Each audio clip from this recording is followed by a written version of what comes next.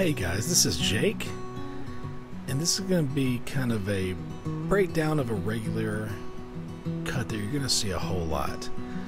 This is called at least what I call the 3-2-1 fade.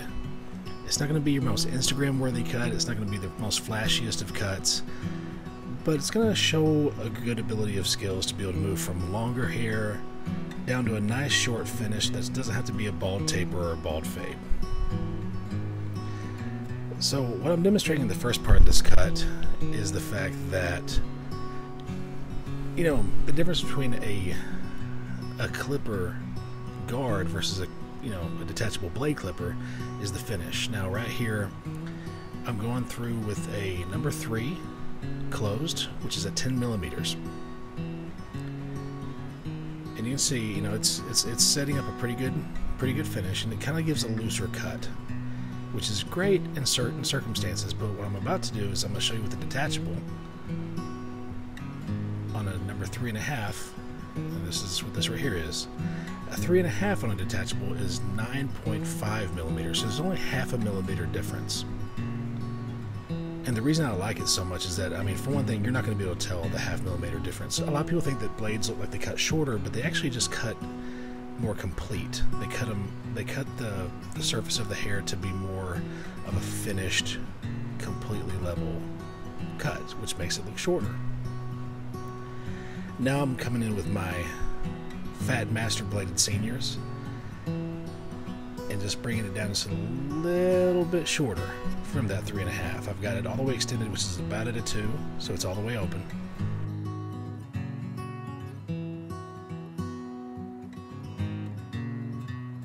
And as you can see, the best way to take out a line is actually to not put one in to begin with.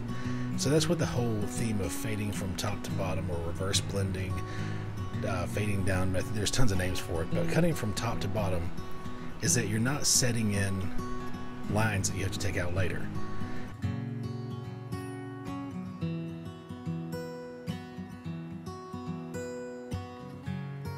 And as you address the blend, you do it in real time. As soon as you see that there's something not right, as you can see right here, I'm attacking it.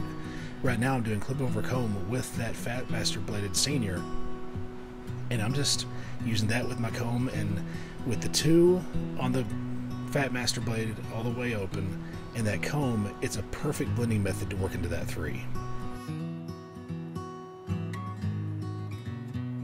Consider the comb almost like a 1 guard, so you stack that 1 guard on top of that 2 and you've got a 3.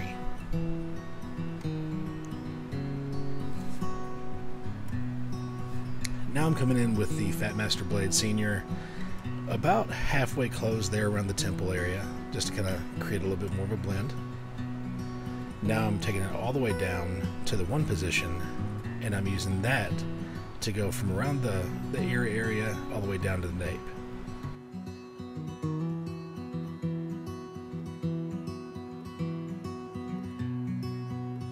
And once again, just making my way around, being sure I come straight out of the hair, not trying to do too much of a scoop.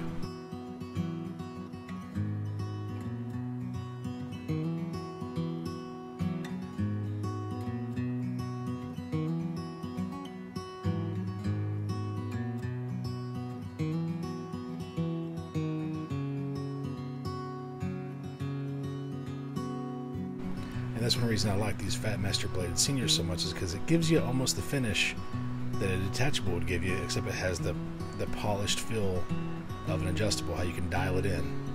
And now I've opened that up just a little bit more, and I'm going right where I had that 1 a while ago. So I'm just pushing right into where that 2 was, and as you can see, you don't put a line in, you don't have to take a line out.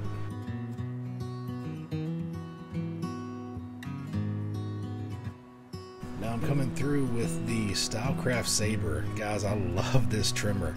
It's just a joy to work with. It's so quiet. The blade is fire. The blade just puts in amazing lines. And also, you take that into consideration with the fact that it doesn't snag. I'm very impressed with it.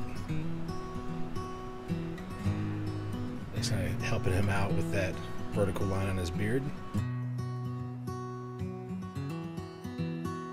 And guys, something I really like to do is whenever I'm doing kind of a classic contour like this where you only taper really the nape of the neck, I like to go ahead and do my edge up beforehand, before I do my taper. That way I can see kind of the parameters, the outline of the haircut, and whenever you start to put in that taper, it just has a nicer feel to it for me. Consider it the toss right before the alley-oop.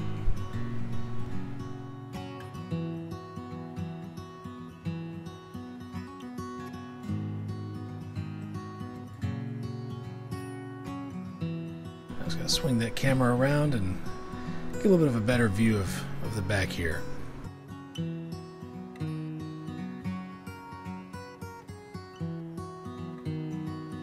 And now I've got my Andis Masters bladed seniors, just the standard taper blade. It's coming through and just kind of polishing up from that bottom part of the nape. And you can see he's already got those thin spots in the back. But I hate taking necklines up too high just to make those disappear. I'd rather blend in with them to keep the look looking natural. So mostly what I'm doing is I'm just kind of buffing into that hair. And a big part of, you know, what I consider polishing a fade, polishing a taper, is almost kind of blurring your eyes so you can see how you need to take out density, not just worrying about the length that you're putting in.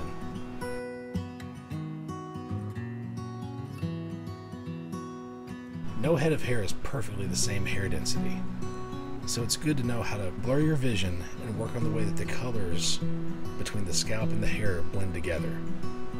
And to me, that's how you get a better fade. Sometimes I'm just going in there with those corners, barely attacking those spots.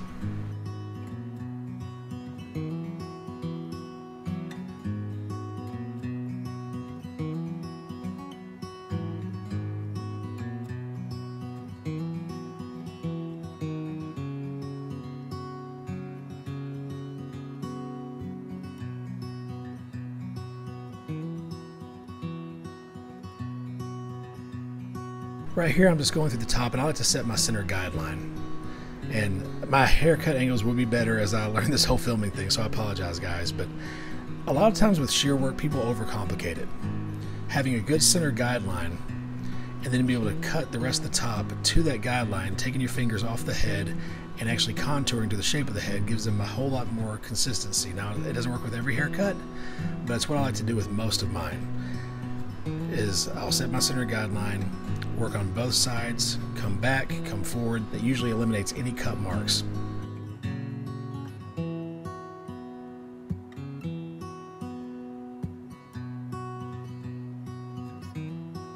Now I'm doing it to the left side.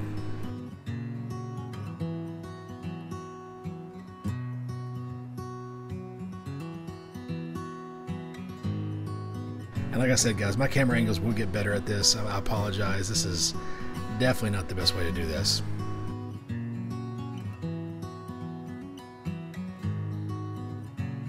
Now when it comes to doing the front, what I prefer to do is around the fringe area, bang area, whatever you want to call it. In that front area of the hair, I don't like to just comb that down and cut that straight across the forehead. To me, that leaves too blunt of a cut. I prefer to cut the front fringe at elevation. You can see I'm pulling that hair up right there. I'm not just pulling it all the way down because I do not want that to be blunt. I want that to have a layered effect. And to me, especially whenever you have hair off the forehead, you shouldn't be cutting it onto the forehead. And guys, cuts like this really are your bread and butter. The majority of a barber's cuts are going to be your everyday guy cuts. Now some people like to have those crazy nice tight fades, but this is where your money maker is.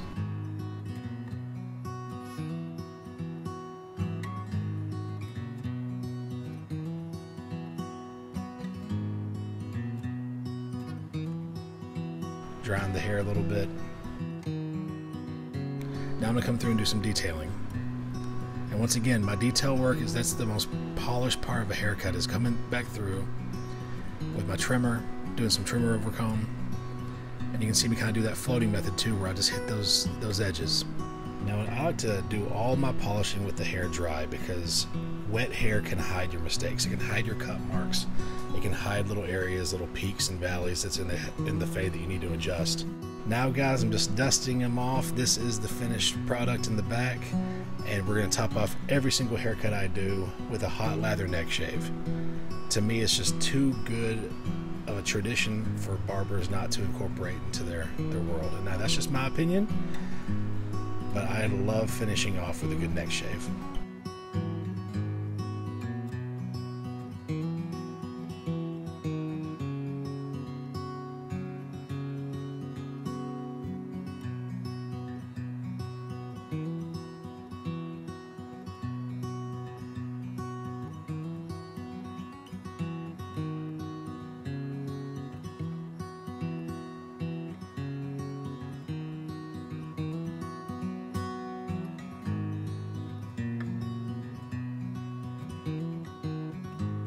Nice hot steam towel.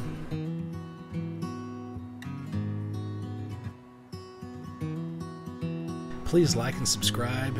I've got plenty more stuff that's planned to come out here soon. Thanks for watching, and as always, I'll check you on the next one.